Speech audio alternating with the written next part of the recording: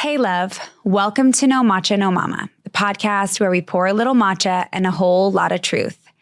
Every week, I sit with someone I admire, founders, healers, creatives, and friends, and we share a matcha I've crafted just for them. Everything here is intentional. The ingredients in your cup, the energy that we bring, the stories that we open. But this is more than just a podcast. It's a space for feeling seen, understood, and reminded that whatever you are walking through, you are not walking through it alone. At its heart, the show is about exploring how we can truly thrive through all the mess and magic of being human. There's also space to explore the evolving world of longevity and aging well, from new discoveries, treatments, and practices that actually make a difference in our lives so that we can keep showing up for ourselves, our families, and our communities, while remembering that we are all figuring it out as we go. And here we start with matcha, because how we start matters. Hi. Hi. So today with me, I have Katie Grossman. She is a warrior Ayurveda and Marma specialist whose work blends somatic awareness, bodywork, and energy healing in a way that helps people come back home into their nervous systems.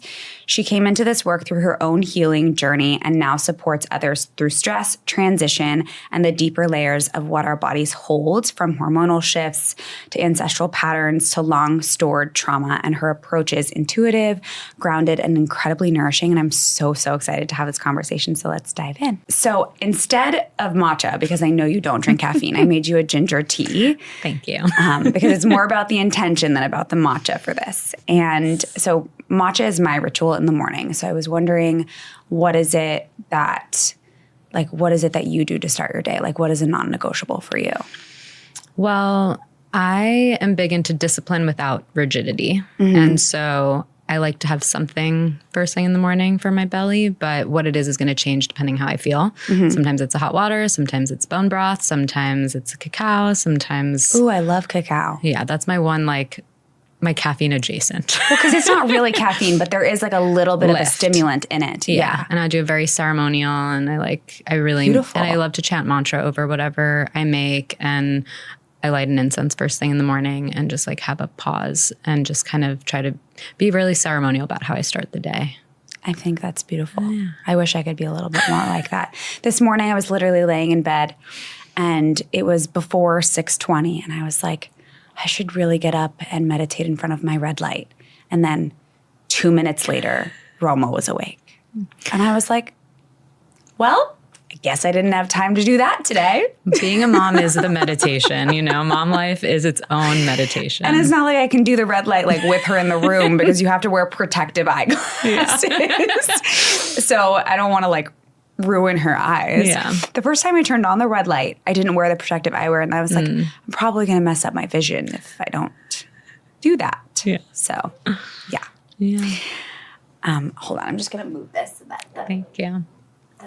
Well, thank you for in front having me, and thank you for my very intentional ginger tea. You're so welcome. Yeah. Peak tea is what I use because it's in the little packets. Mm-hmm. I use their matcha, all their teas, and amazing. What I love about it is you can put it into hot water or cold water. Amazing. Yeah, makes it super easy. It's delicious. So before we get into the modality itself, I'd love to hear the origin story of you. What was happening in your own life or body that brought you to this work, and the moment that you realized that your nervous system needing something that you couldn't find anywhere else? So I was a sick kid, kind of undiagnosed. Mm-hmm. I had just aches and pains that I kind of was so young when some of that started that I didn't really know it was not normal. Mm-hmm. And I particularly it hurt to pee, and I didn't talk about that because I was young. I was 5. And so I don't know if it was a mix of shame and also just confusion, not understanding my body and trying to learn that. So some of my symptoms that started really young, I just kind of never really addressed. And then as I got older and I would complain about things, it's just... It literally took until I was about 29 or 28 to get a full diagnosis of what I had. So God. I had digestive issues. That's a long time. Yeah. So it's I think growing up, you don't, everyone's like, oh, you're a hypochondriac. Nothing's wrong with you. You're fine. But I had a lot of little things that were connected that I didn't know were connected. And so, I had a lot of... Who figured it out? I ended up, after like 7 years of not going to a doctor, I ended up at a friend's place, crippled in pain, which was very common for me. What kind of pain? I have a lot of, I had endometriosis. So like my cycles were awful, but kind of all month was awful. I used to say I would have I'd like one good day a month. And at this point I was really not that super functional. So you were just like really sick all the time. Yeah. Just like always nauseous. So digestive, reproductive, just not the way that you want to live life. No, not living really. Kind of, I always say I was like hovering between worlds. And I always felt like I wasn't really in the land of the living and I wasn't dead. So I kind of Did you even like want to be here when you were in that much pain? I had many years of wanting to leave. Like I always said, I lived my life with like one foot out the door. I was like, well, I can always just leave, like that there was a lot of ideation and a lot of just, mental and emotional stress and pain because there was so much, and I couldn't make sense of it. It's not like I had like a big T trauma or anything that was memorable from my childhood. So it was really hard to kind of understand like how could I feel this bad, but with like no inciting event or thing. And I call it like I had my self-destructive years to try to get out of pain, which was like just trying to make the pain go away by hurting myself and by numbing myself. And then I had myself... Did you use alcohol? I mean, alcohol, pills, anything. I cut for a little while. I very, very bad aggressive eating disorders. Very like, I was 105 pounds, like really like super gnarly bulimic tendencies. Just like, I always say like the root of that felt like I'm dirty. That was my, like I want to be clean. And there was this like, I don't know where that came from. Wow. And it was just this constant feeling of like, I need everything out of me all the time and kind of like a weird OCD of my body in a strange way, like turned inwards. That sounds really rough. Abusive relationships just because I got tired of hurting myself. I was very aware. I was like, oh, right. That unavailable guy looks great because he can hurt me and then I can blame it on him and I can outsource my hurt now. Right, because I'm not the one hurting myself. It's like somebody else. I got too tired. I was like, I'm too tired of self-abuse, so I'm going to just outsource. Like, and I was aware at 19, like that I was doing that. Right. I didn't know how to not do it. I just had the awareness, right? People are like, awareness is so key. But if you have the awareness and you don't know how to change it. And you just keep doing it. You're like in a loop. And so... And I've always been spiritual and I've always been a seeker and I've always been a questioner. And I kind of felt like none of my questions ever felt like they got answered. Yeah. And I always felt like I was going to doctors and I felt like I was falling through the cracks. And I always kind of felt like, I would say the word that used to come up is like I felt dropped a lot. Like I felt like I'd go to this thing and then I'd kind of get dropped or like, oh, I don't know what you have or you're fine or here's another pill. And so I was put on all kinds of pills. My relationship to pills was, oh, like the Advil's not working, take more. Oh, it's not working, take it now. Take it again and again and again. And so then when I started getting put on other medications, I just would take as many, my relationship to things, if it doesn't work, keep taking it, take more and more and more. So like, just all the systems in my body just were pretty shot. And I kind of went through like, I had varying versions of spiritual awakenings during my life. And a really prominent one was when I was really sick with a lot of those eating disorders and I was in college and I was about 19. And it was funny because my parents like, I wouldn't call them like classically spiritual, but they like definitely, I don't know, for whatever reason, they were taking a Buddhist meditation class at the time and they were reading Chogyam Trungpa's like Path of the Peaceful Warrior or something like that. And they handed me the book. I was really unwell. Like if I was a certain weight, I wouldn't get out of bed for the day. And they didn't know what was going on. Like if you were too heavy? Yeah, I was like, oh, if I'm like 110 pounds, I'm not leaving bed today. Like it was like that. But they didn't know. Like I was in the house, but no one knew. Right. It was all in your head. Totally. And I remember they came in, they were like, I feel like you're not happy. And I'm like, yeah, I'm definitely not happy for sure. I'm like, that's the baseline of what's going on here. And they're like, here, like maybe you want to come to the meditation with us. Here's the book we're reading. And I sat there and I had nothing to do. So I was reading the book all day. And there was a passage about, your body is a temple. You shouldn't spray paint on your temple. You've got this one temple. And I was like, holy shit. Sorry, I don't know if I can curse. I was like, okay, I've been spray painting on my temple. I gotta change this. And that was the beginning of a massive self-healing that I went through. And I found yoga. I ended up doing a yoga teacher training. my last year of college, and I learned about Ayurveda, and I learned just that there were other ways to manage my stress and anxiety through breath work. I slowly tapered and like cold turkeyed off of a lot of different things that I'd been kind of using to cope. And I didn't really have guidance. Like I asked for help. I didn't feel like I got the help I needed. So I just helped myself, and I really pulled myself out of that ditch. Yeah. And like I'd lost my period for a year. Like I was definitely like on that descent, you know? And so, and when my body was kind of reconstituting, I was with a vengeance. So a lot of my symptoms kind of got louder and worse. And so I would have like 16 canker sores inside my mouth every 2 weeks. I couldn't speak. Like it was so What were those brutal. from? Just acid and like all the NSAIDs and all the throwing up. Also just from just acidity from just all the like Advil and all the like my whole gut, like everything was so nothing messed worked. up. I had abused all these enema. I had just like totally wrecked my body. I couldn't go to the bathroom on my own. My whole peristalsis was messed up because I was abusing enemas all day. And so my whole everything was just like, we don't work for you anymore. You were just like really hurting yourself. The messages were not communicating. No. So it was a full it was like I just slowly, I made my own rules. I was like, okay, you're going to count calories. You can only go to a farmer's market. You can only buy things with no calorie on it.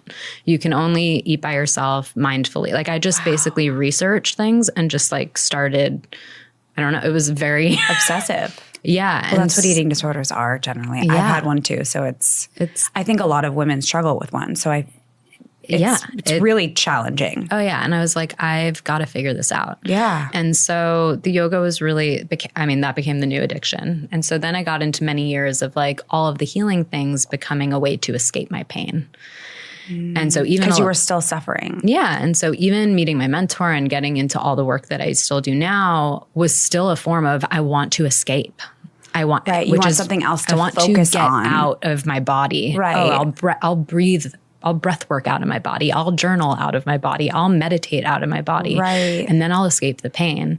And so even my training and my whole, which was pretty much the duration of my 20s, I graduated college. I ended up meeting my mentor just after turning 22, like a few months after school ended. And he was a complicated, but very like, he like really helped me. And also it was a very complicated relationship. And he gave me a lifeline though. And he was like, I'm young in this. I mean, he'd been doing it forever, and he was about 12 years older than me, but he's like, I'm going to get you healthy enough to go study with my teacher. I'm going to try to connect you with the right people. I know I can't do it, but I can connect you to the people who I think can help. So he saw what was going on with you and he wanted you to change it. After years of being misdiagnosed, I took a session from him and he looked at me and I felt like he had x-ray vision. And he told me, he's like, this is going here, this is happening, this is what's going on, this is your body type. It was the first time I'd ever felt seen. It was the first time I'd ever felt like, oh my God, I have hope. Like it So really it wasn't even a doctor that helped diagnose you. You know, and he didn't give me he didn't say endometriosis. He didn't say those words, but he said, this is what is going on in your body. He's like, in Ayurvedic terms, these are the words we would use, but this is essentially what's happening. Laid me down, gave me a treatment. It literally felt like coming home. And I was so shy and like so quiet at the time. So I didn't say a word. And in my head, I was like, I want to learn this. Because I was already wanting to learn bodywork, already really wanted to study Ayurveda, was kind of looking for my teacher. And had been told your teacher will find you, whatever. He found you. Yeah. And so I went back 10 days later for my second session and he asked if I wanted to study. He's like, you're a very rare body type. You have a very complex situation with your health. You will not heal as a client. Like you need to live and learn this and completely immerse. It's a preventative health system and you're trying to fix something. You're going to have to go at this a different way. Wow. It's a 7 to 10 year apprenticeship that I would be offering to you. You'd live and work with me. This is like old school Indian style. So how long ago was this? I was 22 until I was just shy of 29. So about 7.5 years I lived and worked with him and apprenticed with him. Where did he live? At the time, he was between here and in LA and New York. And so I was in New York. Okay. So you stayed in New York. So I was based there. Okay. And then I became bicoastal within about 9 months of starting to train. And I started coming out here and it was and about a year and a half out, he's like, you're too sick to go to India. You really just need to work with my teacher, but I'm going to like help you. I'll give you the steps. Let's get you healthy so we can take you to India. And then I went. And about a year and a half later, I met my teacher. How soon after the apprenticeship did you start feeling better? Oh, like within 2 weeks of just, he had me like doing raw dairy, drinking raw buttermilk, all the canker sores went away. I didn't get one for 5 years. I only get them if I bite my lip now. Like I don't get them internally. Right. I had like my inflammation, just everything within like 6 months, like so much changed. Simultaneously, there were like a lot of other things that ended up transpiring in that dynamic and relationship that was its own trauma and story, as tropes are. But like it was very healing, and it was a mixed bag, you know, which is what a lot of those kind of dynamics can be like. But my symptoms like dramatically changed. My periods went from being 12 days every 2 weeks, like super whatever, to being like 12 days. Oh, I would have these horrible, like I was like, and it went 5 to 7 days every month, like normal. And then slowly over the years, now they I'm like shortened 3.5 days, every 26, like so it just got better and better for a while. And then hormones changed, circumstances changed, stress factors, environment changed, dynamics changed, and things got worse again. And I hadn't been to a doctor in a minute because I was kind of like, felt like I was living with one. And and in India, like my teacher, you know, had a pretty good, like accurate diagnosis of what was going on. And so I was trying so hard, but there were still things that was coming up. Did you Zoom with him if he was in India? We used to talk to him almost every day, like by phone, but we would Skype a lot. I still FaceTime with him. I am way overdue for a trip there. But every year and a half I would go for about 4 to 6 weeks and spend time there. And so, it's like hard on my body. So I would, you know, do as much as I could do and then I'd go home. But yeah, he just took me into the family tradition and into the lineage. He met me from day one. He's like, you're my daughter. And he just took me in and took me on. And it has been like one of the most profound experiences of my life. Like he stands to be like still just like the best support. And it's like family. And I really feel very fortunate. And it felt so random. Like I didn't know how it happened. It all kind of fell into place like it needed to. Yeah. So when you went to a doctor, did they actually diagnose you or what happened there? So I had been to doctors because I was still having like all of these issues. And every time I go to the gyno, they're like, nothing's wrong. They'd give me antibiotics, all these things. And I just once they prescribe, I'm allergic to antibiotics. So they prescribed me something I was allergic to. Dwayne Reed caught it. And I was like, I'm done with doctors. I was like, they're now prescribing me things I'm allergic to. So it'd been maybe like 6 years since I'd properly been to a doctor. And things were just falling apart in many areas of my life. I was at a friend's place. I was like hurled over the toilet, just like in so much pain, crying. She's like, you need to talk to my friend. So she puts me on the phone with a friend of hers. And she's like, how old were you at this point? Sorry. 28. So this was after you had done most of your apprenticeship, a lot of my and training. Then you got sick again. Well, because there were a lot of dynamics that kind of started bringing all these different symptoms like back. And also women, we go through these hormonal changes. So my symptoms in my late teens and early 20s was different from like mid to late 20s, right? We had these hormonal shifts and all of a sudden I'm like migraines every 3 days. Like just. I hear you on the migraines. I've suffered from a lot of those. Yeah. Brutal. Sorry that you've dealt with that too. It's like, it takes you out. Yeah. And so and there were just so many complications in the dynamics I was in. So like the healing space had become also very stressful. A little toxic. And very toxic. Okay. But like still beautifully so in a way where now in all these years after I'm like, I get it. I like see the full picture. Yeah. It's like the shadow and the light of all of it. But it started to turn on me basically. So who was the friend? So the friend is a friend of mine named Victoria. She was just a friend. I was staying at her place. But no, who's the friend that she spoke to? Yeah. It's horrible. I don't remember her name. It was her friend. And she had just had surgery with like one of the top surgeons in the US for endometriosis. So she gets on the phone and she just starts asking me every symptom. And I have every single thing. And the reason why she knew is because she had it. Yeah. She asked me every symptom. I have every symptom. She's like, get off the phone with me. Call this number, tell them I referred you. You have endometriosis. And I was like, okay. I'd never heard of it. Oh my God. And I've heard of a lot of things because I've been working with people with all kinds of crazy stuff for years and years at this point. You know, I've seen thousands of people through the work that I do. And I call the number. They get me into an appointment 10 days later. My mentor and I drive up there. We were in like kind of San Pedro, like north, kind of near Stanford, like medical. And I get in the office, and the first thing the surgeon says to me, looks me dead in the eyes, like, "You're a meditator." And I was like, "Yeah, I am." He's like, "You've tried everything." I was like, "I really have." He's like, "People only come here when they've tried everything." And he did like a little diagnostic on me. It was a long like packet I had to fill out. And he's like, 80% chance you have endometriosis. You might have some other co-infections as well, or co-diseases as well. I recommend the surgery, which of course every surgeon's going to do. And I never had surgery, was like not into doctors. Right. But there was just something about it where I was like, I think I need this. And he's like, the only way we can really diagnose this is if you get surgery. So 6 weeks later. You got the surgery. Yeah. And my parents were I called them. I was like, "I'm getting surgery." They're like, "What do you mean? You haven't been to a doctor? Like, what do you mean you're getting surgery?" They're like, "You need a second opinion." I was like, "No, I don't need a second opinion." So they started doing this. They started asking their friends about this doctor, Dr. Najat. And they call me and they're like, "How did you get to this doctor? Like, he's the second opinion that everyone sees." And I was like, "Yeah, I don't know. Like, it was divine. It happened."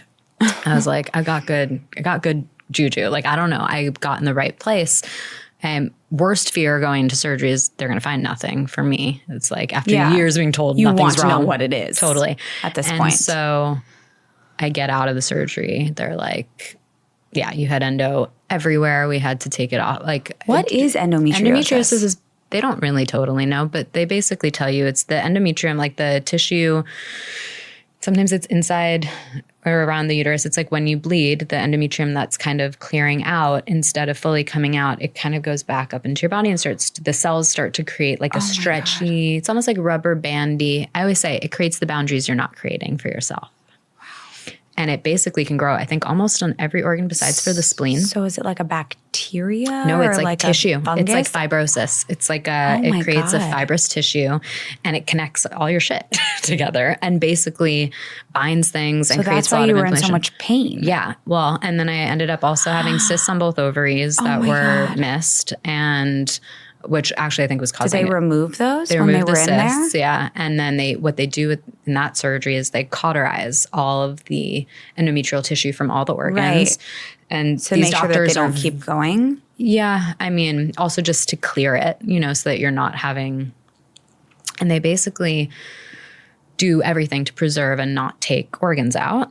And then I also had a condition called interstitial cystitis, which my grandmother had. And it was, and she had like lobbied it was like her life's work. She ran the first national hotline in the country out of her kitchen, supporting women with this like really rare bladder condition. Wow. Which is basically. Oh, which makes sense because it hurt to pee when you were little. Yeah. And so for all these years, like I knew grandma had urgency, grandma had all these issues. Oh my God. But I didn't like put it together. We never put it together. And I didn't know this, but she had also had endometriosis. And so it was just like all the miscommunication. I think it's more epigenetic. I think it's stress patterns. It's where you hold stress in your body. Okay. I don't really believe in things are genetic. I believe in we have patterning, and those patterns kind of show up in the body in a certain way. But I do have other family members who hold stress in the same areas. And so yeah, it was kind of wild. And it's basically like a chronic inflammation of the bladder. And a certain percentage of people have lesions on the bladder, which I had. And so they do this thing where they like push a bunch of liquid into the bladder to like push the lesions off and like kind of expand it. Wow. So yeah, it was like at least it was productive, Yeah. But the thing with surgery with this particular condition, first of all, they can't tell you where it comes from and they can't tell you how to get rid of it. The things they told my grandmother to do, I don't know, 50 years ago were the same. The bladder condition. For bladder, endo, for all these kind of autoinflammatory women's pelvic health. They don't know where it comes from. They don't know where it comes from. They don't know how you get it and like medically. And they don't know how to get rid of it. So the only way they know how to get rid of it is you stop bleeding. So you either you get pregnant, you go into like a medical induced menopause, or you go on birth control. Or can you take out even people who have taken out their uterus, there can be microcells that grow. So honestly, like the surgery can give you a little relief, and it at least will let you know what you're dealing with. But many people go in for multiple surgeries. And I was like, I'm never going to surgery again. I'm going to heal this naturally, and I'm going to find. Did you? I mean, I haven't gone back in there, so I don't know what's going on in there, but I would consider myself pain-free. I'm a little over 7 years out of that surgery. Wow. And I was like, I'm determined to figure out the mental, emotional, energetic root cause. Because it's probably that. Yeah. It's all that. Yeah. And so the journey shifted after that for me. Wow. And it became, okay, what the work I do now is like that body work, and all the stuff that I learned from India is like so my foundation. It put me on this path. It like helped me clear so much debris and so much noise and static so I could get to that point. And the surgeon said, he's like, I've never seen someone who had that kind of condition or like that level with such healthy organs. And he's like, whatever you're doing has been like amazing. But I had the where it was growing and what it was doing was, I do believe the surgery was helpful. Good. And but I was like, I'm never getting surgery again, and I'm going to heal this naturally. So I went on a very, stubborn route after that. And that's when I learned even more about the nervous system. So even though I'd been doing that work, I was like, I dove very deeply into like deep somatic psychotherapy, like all different other kinds of healing tech modalities, all kinds of things to get to the place where I am now. Okay, so Sorry, that was a long origin story. No. I'm so glad that we talked about all that because it's fascinating. It's fascinating. Yeah. But I want to talk about, because you just mentioned your work. Yeah. So you like created a hybrid of somatic work, Ayurveda, and energy healing. So what makes your approach different from traditional somatic therapy or like classic energy work? So I think each person who does anything, whether it's like a modality you learn or something that arises, it's like you are the tuning fork, right? So like I always say, I'm a tool, use me as needed. Yeah. Right. And so for me, I think what sets me or any practitioner apart from someone else is like the frequency of the person's holding. And so I have a certain kind of signature, and through my own experience and my own resonance and my own healing, when I'm touching you or I'm presencing with you, you're getting that, And so I think that's what kind of differentiates people. Right. Ultimately, you can have two people who are doing Rolfing or two people who are doing any modality. Like me and my teacher both practice Marma, but I mean, what is Marma? So Marma. Let's talk about what Marma is. Yeah, Marma. Marma means many things because in Sanskrit, one word has so many meanings. But the ones that I kind of resonate with are secret and doorway. Okay. And so Marma are these kind of vortices, pressure points that live all over the body. Marma is also a martial art, so it also means to kill. And when you access these pressure points in a healing modality, you're basically pressing on a point that goes over every tissue in the body.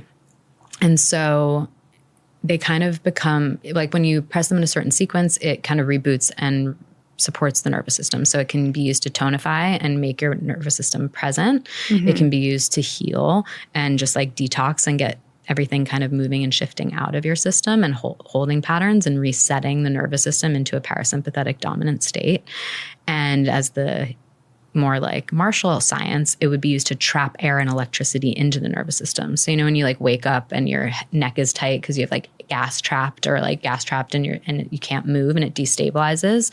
So the kill science destabilizes. So you can trap air and gas into the body through these points. And then the healing science is like pulling the gas out of the tissue so that all the energy in the body can flow freely. And so it has a very like tonifying, detoxifying, presencing effect.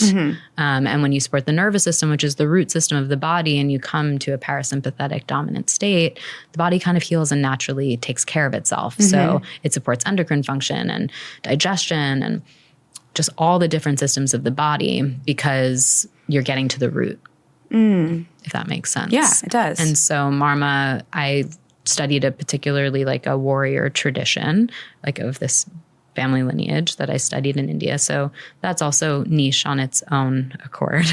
Marma is sometimes practiced in Ayurveda and people will use Marma points, but it's not as common to find just like a specific Marma specialist. It's like something that I've specialized in. And, they say for like every family in India, you have a different There's like different things. So it's like no two things are the same. So it has its own flavor. And then, yeah, like energy work for me, that's been a very intuitive thing. It's something that's just like kind of been a part of me. I've done Reiki trainings. I studied energy medicine. I've like done some of that, but those things have just given me and Marma is very energetic. It's as deeply physical as it is energetic. And so that's just been something that's like evolved and grown with me. Like I remember when I met my mentor, he's like, you're already a healer. He's like, I'm teaching you because you are this. I can't teach someone to be this. But I can give you a system and a structure and a modality, and you can use that as a backbone to hone and understand your skill set. And it gave me a structure to work within, just like Reiki did in all those other systems, but Marma's definitely been the backbone of that. I remember you mentioned in our session, you operate in a parasympathetic state. I try to. You try to. Yeah. How did you get to stay in that? Because we talked a little bit about like how most people are in like a fight or flight most of the time. Yeah. How did you get to that place? Like what were the things that you did? Because you talk about how you're like a tuning fork and you're like, you are very calm. So how do you get there, and what did you do, and how can we all try to live in a more of a parasympathetic state? Yeah. So the idea is to just be adaptable. So we're never going to stay just parasympathetic all the time, but we want that to be our dominant holding pattern. Yeah, dominant. So that, not even holding pattern, just like our dominant state, so that we only go into stress states when there's a stressful event happening in the present moment, right? Whereas many of us are kind of stressed. We learn these stress states through basically the way it was explained to me by a practitioner I worked with very closely in the last couple of years. And she's really shifted my understanding of this. She explained to me, her name's Alicia Fajardo, and I can give you her info to like add in if you want to share that with people, because she's unbelievable. But she basically explained to me most people are in a sympathetic dominant holding pattern. It doesn't even have to be from a trauma. It can just be from motor skill patterning. So like when we're stressed, we have a certain way that we move our bodies. So if I'm a parasympathetic and I'm in a calm kind of regulated state, if I'm going to grab a cup, I'm going to grab it a little bit differently based on the environment I'm in. But if I'm in a sympathetic or a stress state, depending on which state I'm in, I kind of it's like getting locked into a gear in a car, and I'm going to go and I'm going to pick it up the same exact way when I'm in that state every time. So then you start to get repetitive motion injuries and issues. And because your fascia gets more dehydrated and parts of your system are more contracted, and you're not in that like rest and digest state, you tend to have more wear and tear on the body because you're operating this low-grade stress state. And what she explained was like, whenever a stressful thing happens, you switch into the other thing. So naturally, we're meant to be parasympathetic dominant. And if something happens in the environment, we switch into sympathetic. Yeah, which is good. We want that, right? And we go into whichever one is appropriate.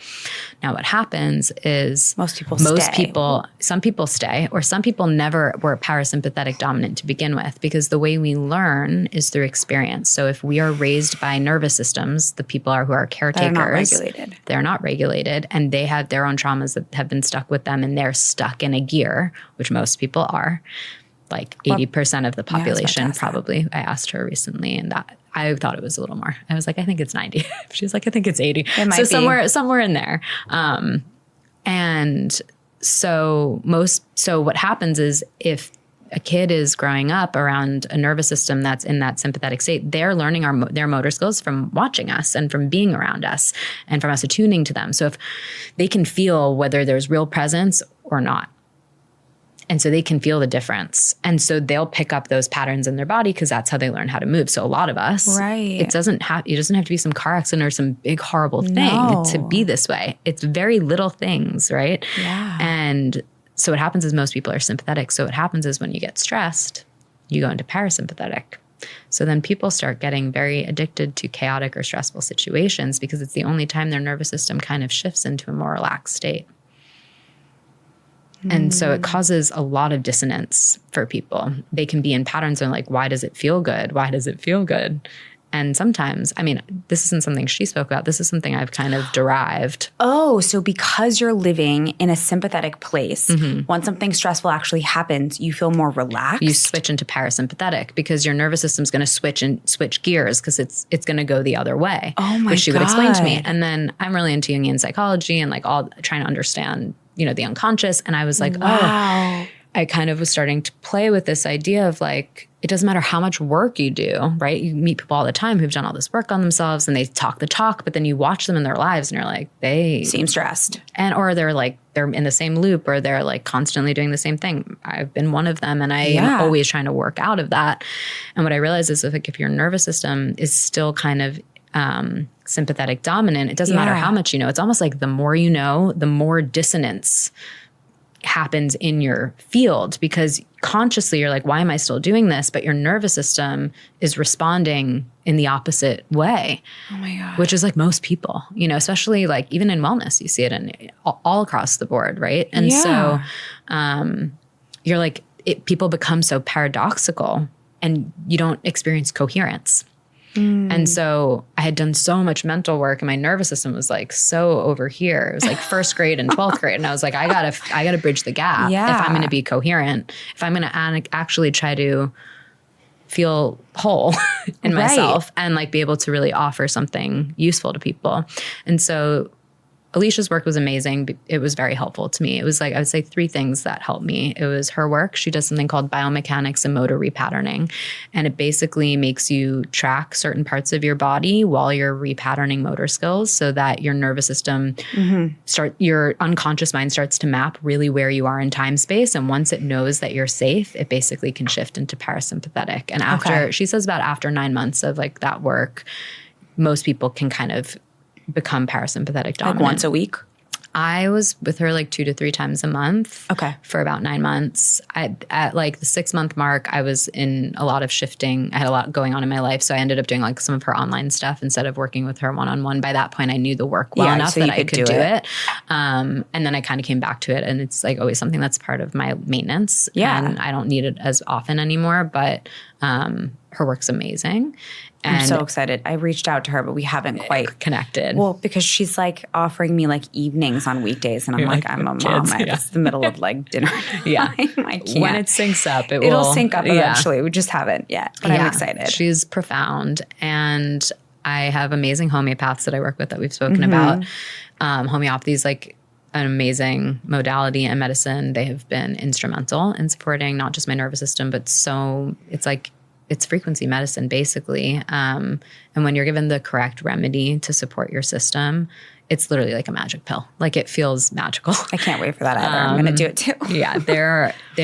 It's very subtle. You know, these are very subtle systems and they can take some time. And so can you talk a little bit more about what homeopathy is since you just brought it up? I'm not a homeopath, so I could butcher this, but essentially just kind of just so that people understand, because someone's going to be like, what's homeopathy? Homeopathy is kind of, I consider it a frequency medicine.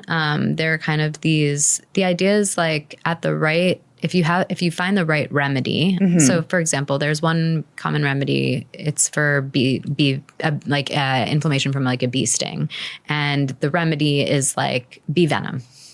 But it's a frequency of the bee venom. So it's not the venom itself. It's like they kind of copy the frequency and put it into like a sugar pill, like a arnica or whatever you'd put under your tongue, which is kind of more common for people as a remedy. And they take the frequency at different doses. And if you take it at the right time, at the right dose for the right situation, the symptom just goes away. And so it's like giving a little bit like the, what do they call it? The hair of the dog kind of. It's a little bit kind of that concept and idea. And there's many different ways that homeopaths work. These homeopaths work on many different levels and they blow my mind every time. And so, I'm currently detoxing from a remedy right now, which is amazing. And it's very emotional and energetic, but then it obviously deepens into the physical. So that was really instrumental. Especially like it can just like cut certain patterns and things we've inherited and sign me up. Yeah, like great. And like they're funny. They'll like ask you all these crazy questions. And you'll be like, what does this have to do with it? You're like, I don't know what they're talking about. And then at the end of the call, they'll be like, okay, we know your remedy. And then they just hang up. They don't tell you why. They don't tell you what they're giving you. They send you an email with some name that you're not going to understand. You're going to try to look it up. You'll really have no idea what they're treating you for.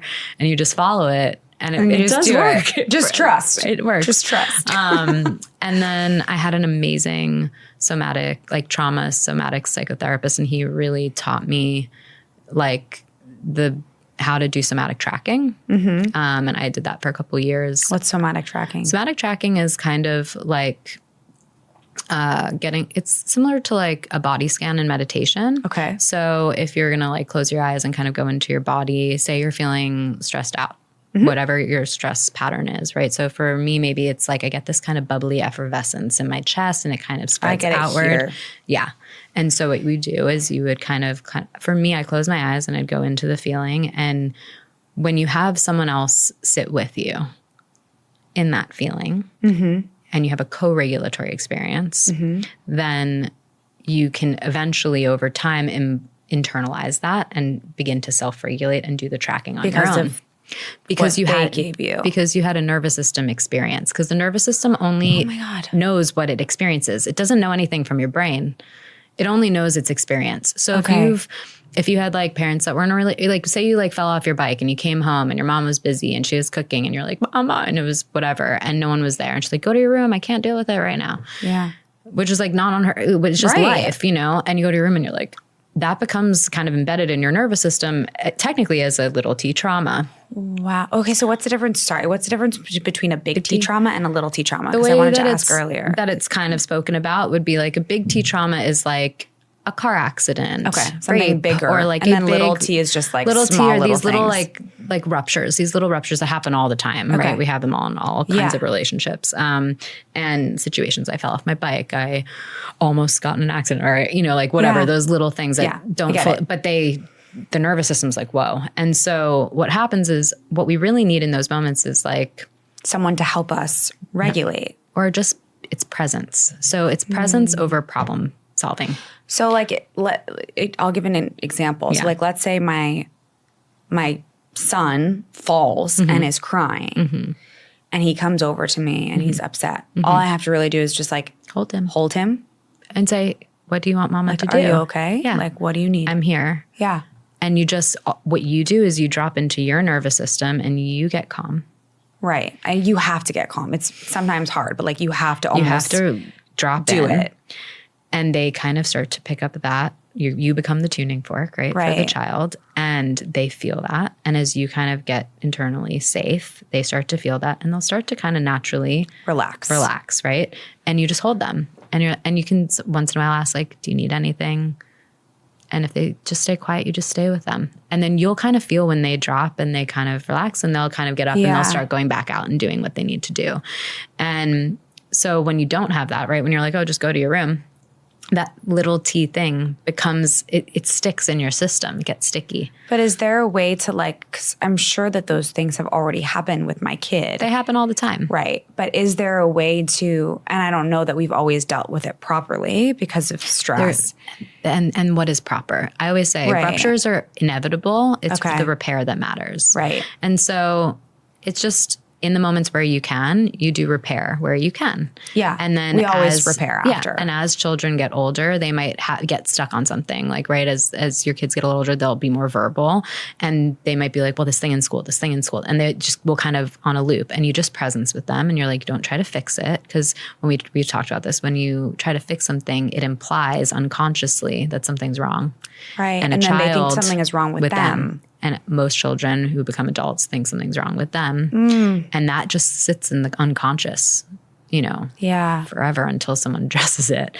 And it will inform so much of what we attract and what we deal with in our lives. And it will inform so much of like their self-confidence. If somebody thinks that something is wrong with them and they need to be fixed and they're not enough, then they're going to move through the world that way and they're not going to like, get the positive things. It becomes a block, right? It becomes this unconscious block.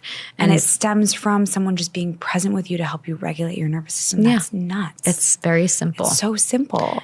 But we think it's so complicated. And honestly, we're always like, oh, I don't know how to help. And it's like, no, you don't have to. You All don't you have to do is anything. be present. But being present is so hard for people because the backlog of everyone else's own stuff is the psychic static. It's the triggers that we have that come alive in those moments. Like, and it does, there are times where I get triggered and there are times where my husband gets triggered and I'm like, you're really triggered right now and this is not helping. Like, I'm going to sit here and try to help him calm down. Because we're human. Like, it's inevitable. Right. And that's all important because kids need to see, everyone needs to see those fluctuations because you don't want it to be perfect. You don't want to be parasympathetic all the time. You need to see the fluctuations. You need to be. It's also impossible to be adaptability. Adaptability. That's it. That's everything. Yeah. It's how adaptable are you? How, you can't protect anyone. It's really not our jobs to be protecting everything all the time. No. That hypervigilance is us trying to protect ourselves. Yeah. And so sometimes it's important to show all the different, I think it's beautiful to show all those different sides and all those different colors and be in that vulnerability because then you really teach resilience and and that's what every human needs to learn, right? Because life isn't going to be super smooth. No. And even if it is for a really long time, inevitably at some point in life, there are going to be things that come. And how able are you to handle it and adapt? And that's really, so it's like nervous system adaptability really became the goal. And so that somatic tracking for me was like more of an emotional thing of like, okay, I have certain emotions. They make me feel a certain way. They're not good or bad. They're my body speaking to me. And it really helped me get into my body. So then when I started doing that work with Alicia, even though some of her ideology is different, I was so used to tracking my body that her work just landed really, really easily for me. And because I already was so attuned, when you have pain and you're trying to escape your body all the time, it kind of was like, oh, my body is just asking me to listen.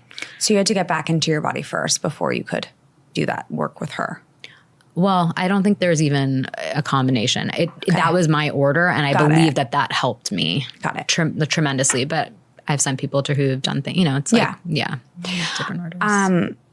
You already talked about your training, so I'm not going to ask you about that. I want to ask you about the Ayurvedic body types because I found that to be fascinating. When we worked together, you talked a little bit about it. Can you walk us through, they're called doshas, right? Can you walk us through the doshas, what they actually mean in the body, how they show up in someone's nervous system, and why they matter when we're trying to understand our patterns? So it's funny. It's kind of like astrology. I love these systems that give you a lens to look at someone through. And also I don't love to harp on them all the time because people get attached. But I find the body types to be just a really fun lens. Yeah. It's so interesting. That's why I wanted to ask about it. It's and it stays with people, dosha is like this funny thing that, I don't even love using a lot of the Sanskrit words when I'm speaking to most people, especially here, because it's like you have to learn a language to learn the system. So it's just a body type. So it's similar to like ectomorph, mesomorph, endomorph, and which is like this, you have like these more fiery type, like a fire, water kind of type, like dominant, an earth, water combination, and air and space. The way I would explain it is in Ayurveda, they believe there are 5 elements. You have ether, which is space. You have air. You have fire, water, and earth. And all of these elements make up everything in our universe. And as within, so without. So if it's outside, it's also inside. So we're made up of those things. And so those combinations come together. So space is the container that air moves through. Okay. And so those two things together rule our electrical system, which is our nervous system, which is in Ayurveda, they call that vata. Yeah. Right. And so then you have fire, which becomes the water, which becomes the container for fire, which is our blood. So it's like hot blood. Water container. Water. For fire. So it's like hot liquid, right? The liquid is the containment for the heat. Oh, got right? it. Like a hot liquid. And so that is our chemical system. That's our alchemy. That's our digestive system. That's like our muscle. It's like we're so much water, but we're like hot water, basically, Yeah, because our body temperature is high. Right. And so that's pitta. Okay. And then you have kapha, which is earth, which becomes the container for water. So water gets used twice. Okay, whatever. This is what they say. It is what it is. The rishis, I don't know. Rishis, above my pay grade to You don't have to get too into it right now. It is what it is. And so as earth becomes the containment, when you think about in nature, you think of like a pond in earth, right? And so that becomes our lymphatic system and it's our bones, right? Because we have liquid in we have cerebral spinal fluid that goes through our bones. So that is like our structure and that is kapha, right? And so I kind of just call them and we all have all of that, right? We all have bones. We all have a chemical system. We all have a nervous system. You're made So of all of it. this idea that I'm just one or the other. You're not. No. You're just dominant of one. Sometimes. Or a couple. So I wasn't allowed to really read at the beginning of my apprenticeship. Everything had to be experienced. And then I could read and kind of see what I believed to be true. And when I did start looking at Ayurvedic books, I was like, this is not my experience of dosha. Like, I think there's 24 body types because I just did the permeability, the probabilities based on what I knew. So, how it's commonly said is like you have one dominant, one second. First, some people just think they're one, right? That's like one version. The next version is there's a dominant, a second, a third. But in my experience, you can also have two that are kind of like, I think of it as like having 3 kids. So it's like, you can have 2 kids and then a little kid. So you can have twins and a little kid, or you can have an oldest kid and then twins, or you can have triplets. So it can be dominant by 2. Right. And so there's all these, I've written them all out. There's all these different versions. And even of triplets, right? If you talk to triplets or you talk to twins in real life, there will always be one who's like, well, I'm older by 2 minutes. Yeah. Yes. Right. So there's so many variations. So you can actually have 6 variations of triplets.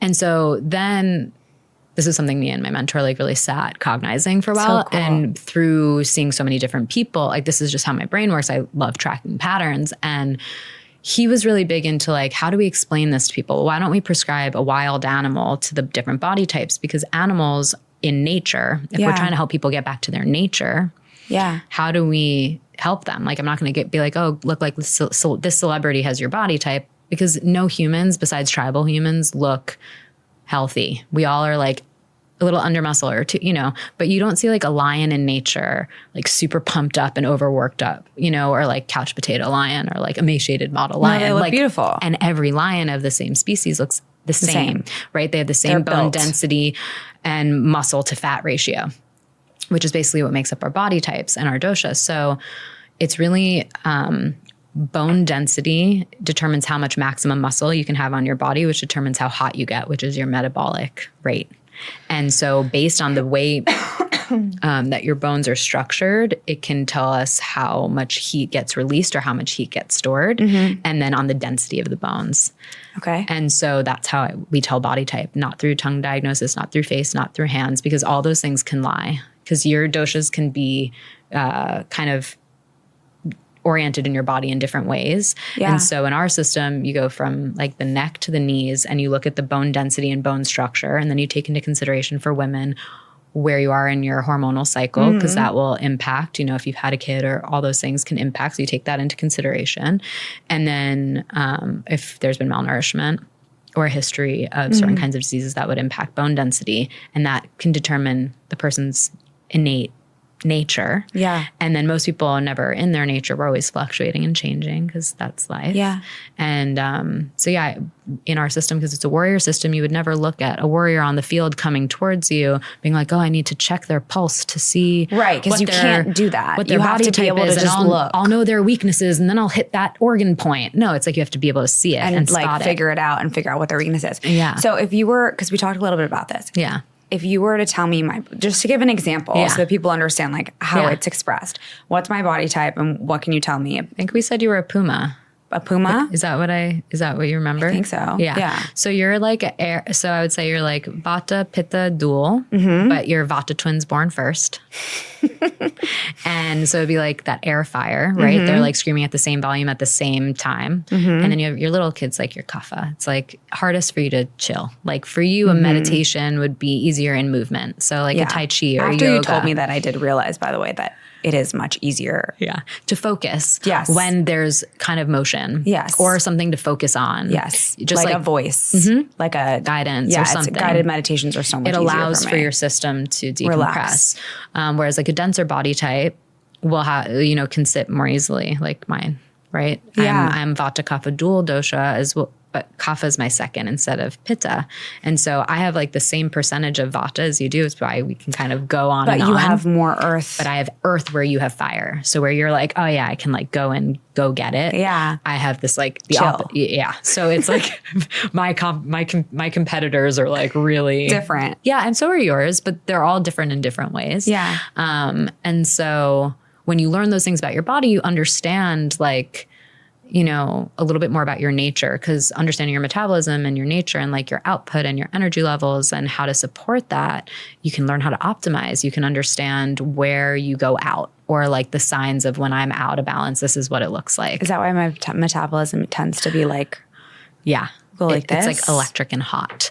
And so depending on your stress levels and how you're doing, you like sometimes you can go into like food aversion. You know, we talked about like there's different things that happen to certain body types, and there's these certain patterns.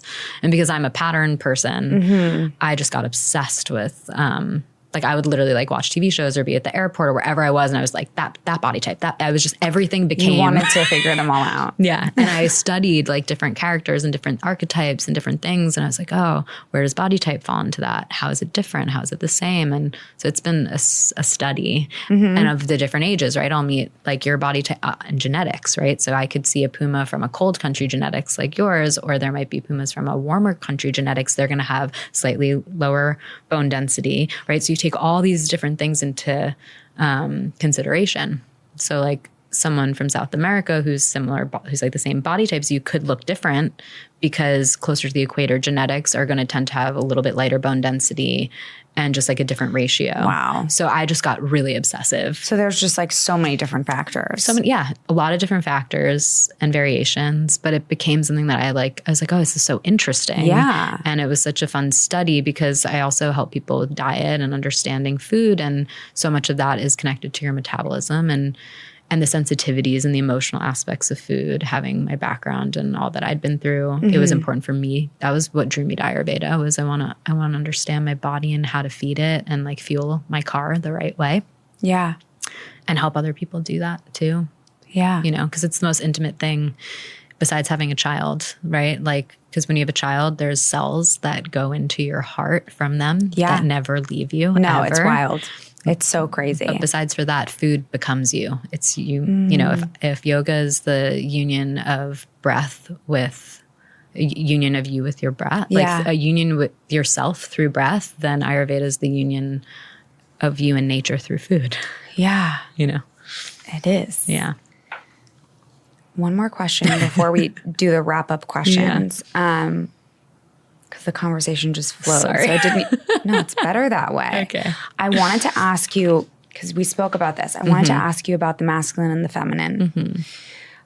You speak about developed and undeveloped masculine and feminine energy. How does each one express itself somatically? Well, somatically is interesting because I don't know if I've quite even thought about it that way. Or just not that way. Just how does, you talked a little bit about like the undeveloped masculine and feminine. So like, can you just...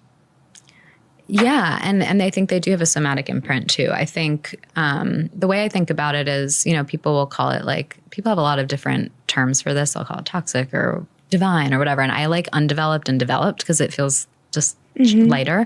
But there's like the inner, you know, the inner layer of like, almost like the kind of wounded, like the wounded inner child kind of archetypes that we have of like, okay, the undeveloped kind of younger parts of ourselves, right? And we all have that inner masculine and feminine. So we have those versions, and then we have these more like matured adult versions.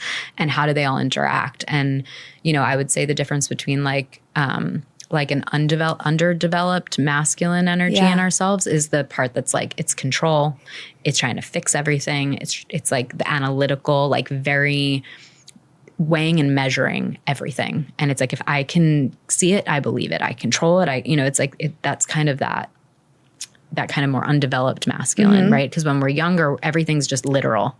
But then as we get older, we realize like how not literal life actually is, right? There's like all this gray area. Yeah. And we're like, oh wait, I used to think that is what that meant, right? And so that part of the psyche develops, and it's like actually presence over problem solving, right? Because a developed masculine energy is going to be a container. It's containment. It learns, it's steady. There's a stillness. There is and it's just presence. It's like, it's kind of what we were talking about before.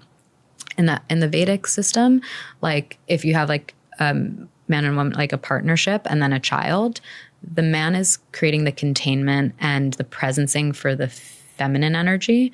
And then the feminine energy creates the containment for the child. So there's like this interesting kind of dynamic, and that's where she kind of uses both her skills in that way. Mm-hmm. And that's like one of the ways I've heard it described in that system. Okay. And so like it's that presencing over problem solving. It's the just beingness, right? It's that being.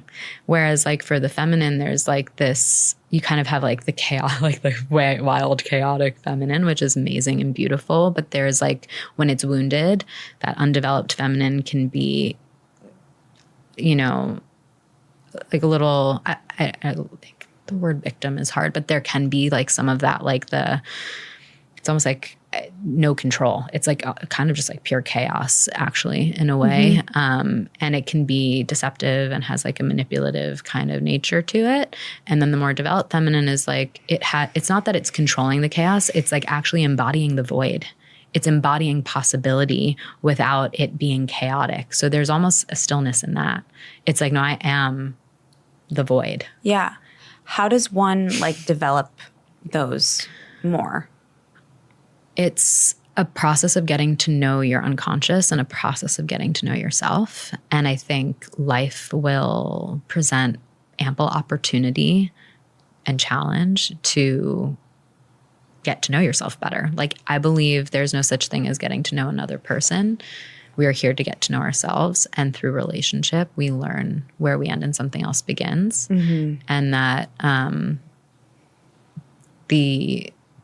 I do believe there is like something about relating and, you know, relating to nature, relating to food, relating to other people that we learn to kind of, oh, this gets me that attention, right? There's like, you have like kind of like underdeveloped feminine. It's like attention seeking. It's like, oh, if I do this, it kind of acts like a young child. Both the undeveloped, mm-hmm. they act like young children. Yeah. And you see people, it's performative. It's, if I do this, I'll get this. Whereas the developed stages of that are more like, no, there's a power in the quiet. There's a power in a stillness. It doesn't mean that I'm not complex and that I'm not deep and that I'm not a vortex of my own.